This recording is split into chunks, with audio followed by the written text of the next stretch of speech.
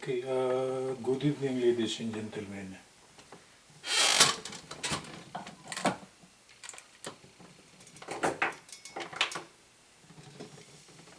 My topic for this evening will be how to convert this ATX power supply. This is an ATX power supply of a computer. I'm not using this one, so I will be converting this one to be a multi-voltage power source.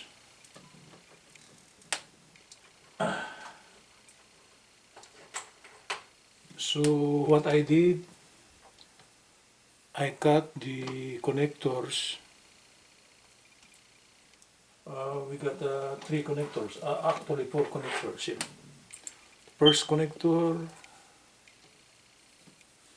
second connector, third connector, and fourth connector. I cut it because I want to bring out the voltages coming out from the different color codes.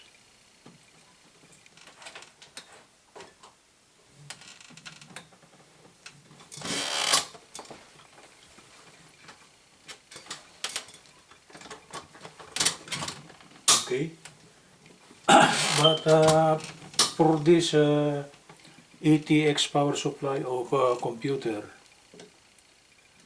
for it to operate without the motherboard, we must have to short a green terminal and black terminal. So actually, I shorted this one already. So with this shorting thing, if we try to plug in the, what you call this, the ATX power supply, all the voltages coming out from the different color codes will be, they will be coming out because without connecting this green and black, the voltages will not come out. Okay, so for us to use this ATX power supply as a multi-voltage source, we must have to short this one. Later on, if I will try to construct the different terminals, I will try to connect this green and black to a certain switch. So if I would like to use this power supply as a DC voltage source, okay, after plugging in, I could bring out the different voltages on the different color codes. Actually, I have done already the measurement of the voltages for the different color codes. But I want to show you first the so-called ground terminal. All black wires here are considered to be ground.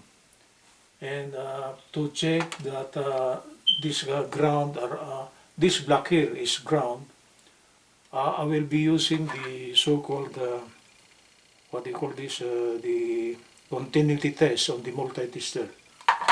So I will be connecting this black here to this black. Okay, and I will be connecting this, but I must have to toggle the multi-tester to the continuity test. Yeah, that's the continuity test already. So if I will try to check that this black here is really ground, I will be connecting this, hold on, I'll be needing a longer cord. Okay.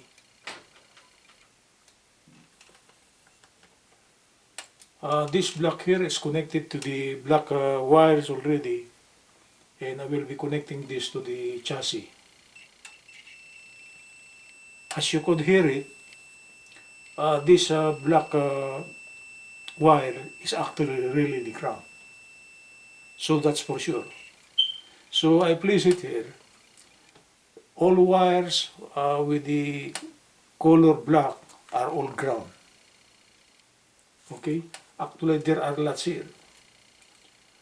On the first connector,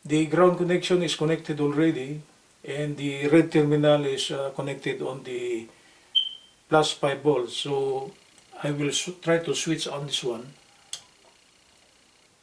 and what comes out is 5.26 volts.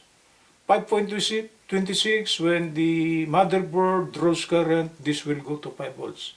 It's 5 volts. So this is correct. The red wire got a voltage of 5 volts. So all these red wires here should have a 5 volts. I will try the other one. I will try the other red wire just to show that their voltage are the same. Okay. Still the voltage is the same. 5.27. When the motherboard draws current, okay, it will go to 5 volts. So this should be a 5 volt regulator. The terminals for the red wire, if we try to measure between ground and red terminal, the voltage is 5.28. And that's the one needed by the motherboard. Okay? So we are done with the yellow, in which the voltage is 12 volts. All yellows will be 12 volts. All reds will be 5 volts. Of course, the black is ground. The switch is the green and black. We don't have to touch it. We just shorted it. And for the orange, it will be 3.3 volts. Okay, let's try to bring out the orange. Oh, there are lots of oranges here. I got 4 oranges. 4 orange colored wires. Okay, I will try to place the positive terminal of the multitester on the one of the orange wires, and like what I said, the voltage should be 3.3. The voltage is 3.3. Okay, it's 3.3. It's 3.3. Okay, I will try the other orange wire. I will switch on, and still the voltage is 3.3. Okay, I will switch off this one. So like what I said, I identified already the different voltages on the different color codes. I will repeat it for the last time. All yellow wires should have a voltage 12. Okay, 12 something or almost 12. So they were the red wires or the yellow wires were acting as a 12 volt regulator. So the power component inside should be a 12 volt regulator inside this. All red wires got a voltage of 5 volts. What comes out is 5.28, and like what I said, if the motherboard or the other component draws current, that's 5.28 will drop to 5 volts. That's why all red wires are considered to be 5 volt regulator. All black wires are ground, okay, and all orange wire are 3.3 volts. The voltage needed by the motherboard, okay, is actually 3.3 in this 5 volts here. And this 12 volts here, it will be the voltage needed by the other components which needed 12 volts. Okay? So I will repeat it before we will go for tonight. All yellow wires, actually it's the voltage output, the 12 volts regulator inside. So all yellow are actually considered 12 volt regulator. On all red, the voltage output is 5 volts, and all orange, the voltage is 3.3 volts. Okay? So what will I do with this one? I merge all the yellow wires, okay, and I will try to put a, what you call this, output terminal here. If we try to use this terminal here, yellow and ground, we will be having a 12 volts. So just in case you needed the 12 volts, you touch the 12 volt terminal in the ground, and what will come out will be 12 volts. The good thing about this one here is that in here I got 2 yellow wires, so the current, so I will be connecting this one in parallel. So actually the current will be times 2. It should be the current of the first 12 volt regulator plus the current of the second 12 volt regulator. We could connect it in parallel. So when we need current, okay, there will be a greater current because there are two wires which contributes 12 volts. On the orange wire,